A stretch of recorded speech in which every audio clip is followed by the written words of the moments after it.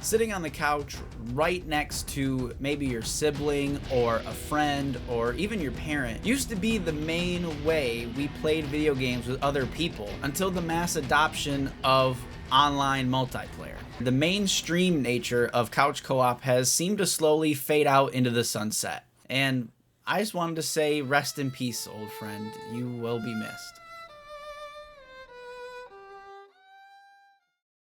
To honor our couch co-op memories, let me know your favorite couch co-op game or favorite memory associated with playing co-op with someone special down in the comments below. Because looking around the current gaming landscape, those days are quickly coming to an end. Or at least that's how it feels now that we're many years out from my experience as a young gamer in the mid-2000s. With me becoming a teen as online gaming was hitting its main stride with the 7th generation consoles. I find it safe to say that I've experienced both sides of this coin. With my original Xbox and PS2, my brothers, dad, and I spent tons of time playing couch co-op. Then by the time 2012 rolled around, my brother and I each were able to scrape enough birthday money together to get our own Xbox 360. And for the most part, that marked the end of gaming while sitting right next to the person I was playing with.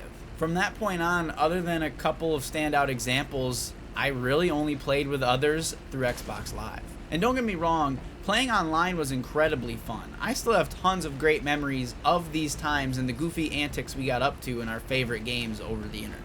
But there is no doubt there was something really special about sitting on the couch, splitting the screen in half to play a game with someone. And that's what I want to discuss here.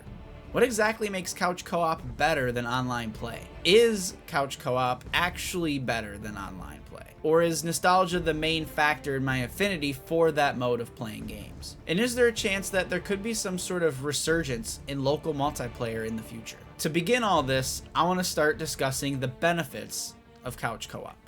Trying to get the full picture, I wanted to look at the benefits of playing co-op with someone physically in the room with you, and then compare those with the benefits of online multiplayer. The biggest thing with couch co-op is that it's usually just more fun. Sitting right next to the friend or family member you're about to throw that blue shell at, there are no barriers to stop either of you from having a good time. You get to see their body language, you get a better sense of the inflections in their voice. We all know that on a social level, these aspects of human interaction, regardless if video games are present or not, are associated positively and do all kinds of good things to our brains. This is especially important if we're discussing young gamers who could very much benefit from the post-social behaviors that playing cooperative games can provide. Playing a game in person with someone also has the benefit of the social interaction not being limited to just playing video games. You and the other person can end up taking a break from the game and going for a walk, or going out together to get food. The experience then isn't confined to the game or the phone call you're on. This opens up the possibility of an infinite range of other benefits. I mean, the reason you see all this Halo junk in the background here is that a bunch of my core childhood memories with my dad were made by playing Halo Combat Evolved with him on the couch. 20-some years later, I still feel connected to him when I hop back in the halls of Pillar of Autumn or the snowy fog of Two Betrayals. I honestly don't know if Halo would have been as powerful to me if it wasn't soaked in memories of playing it with my dad. From my experiences, playing online with someone can definitely create nostalgia for a game, but I feel that a connection this strong can only be formed by actually playing with the other person sitting next to you.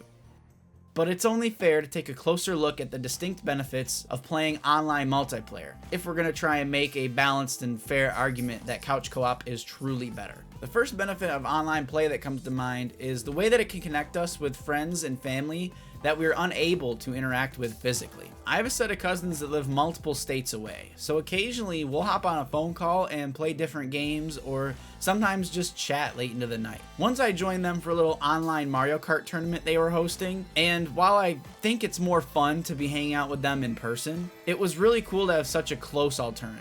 I have so many amazing memories playing games over Xbox Live, 5 friends deep in the party chat, as we did the most random shit ever in Grand Theft Auto 5. I mean, just the other night, my 2 brothers and one of those cousins hopped into Grand Theft Auto 5 for the first time in years, and it was a blast. And it really does make me appreciate online multiplayer more than I did when I was first putting this video concept together. Playing in person is certainly more fun if it's attainable for you and those you're playing with. When that's not the case, playing online is still very fun and can create plenty of good memories.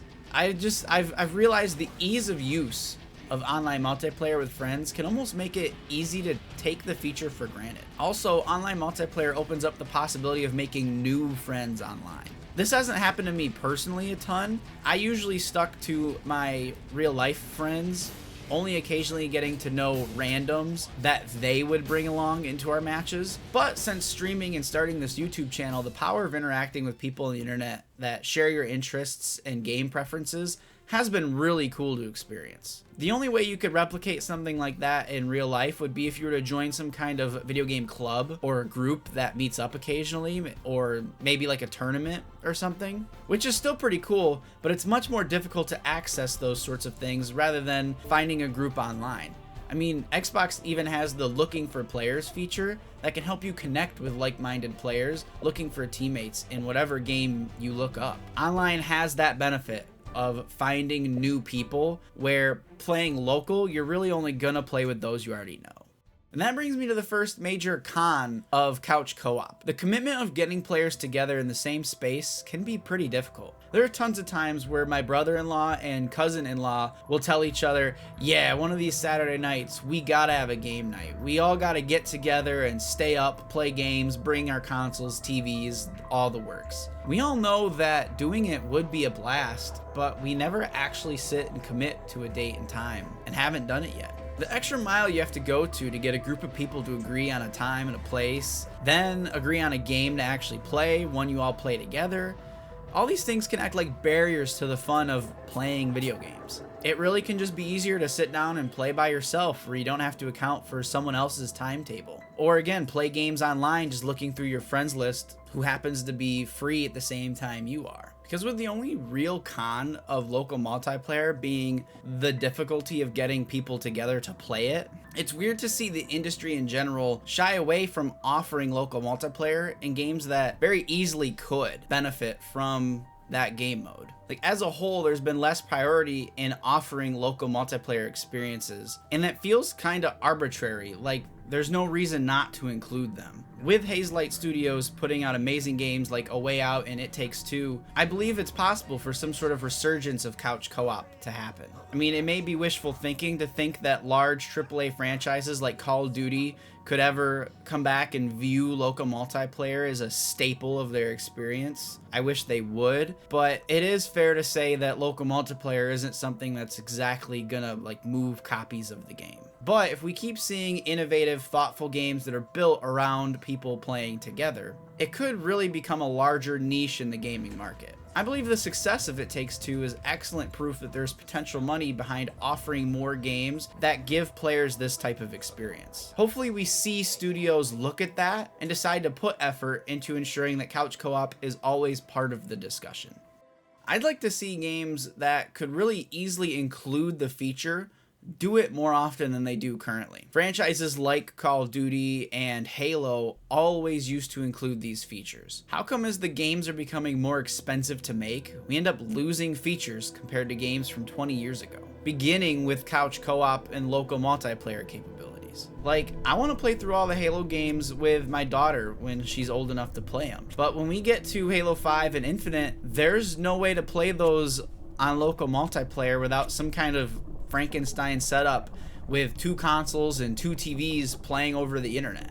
Because while it's still really great to see things like Hazelight Studios creating games that can't be played without a partner, there's still something really cool about amazing like single player games that have an extra mode or come with the option to play with another person if you'd like to. Games like Splinter Cell having separate little side campaigns that can only be played with another person. These sorts of inclusions are so cool and can really add a lot to a game, and have the huge potential to lead to lasting memories with those you play them with. It opens up an avenue for someone to care about those games the way I care about Halo, because that's the part that moves copies. In a game like Splinter Cell, sure, you can have a great single player campaign, and that's going to be the main selling point of your game. But imagine creating a lifelong fan because someone grew up playing those little co-op campaigns with their dad.